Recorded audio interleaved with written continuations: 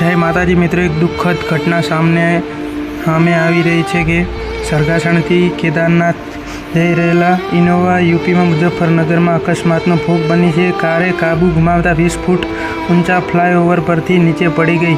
અકસ્માતમાં 4 મિત્રોના ઘટના સ્થળે જ મોત થયા। કાર સ્પીડની લગભગ 100ની છે। આ કાજલબેનના ઘરવાળા હતા કરણભાઈ। ઠાકોર ફેમિલીના જમાઈ હતા કરણભાઈ।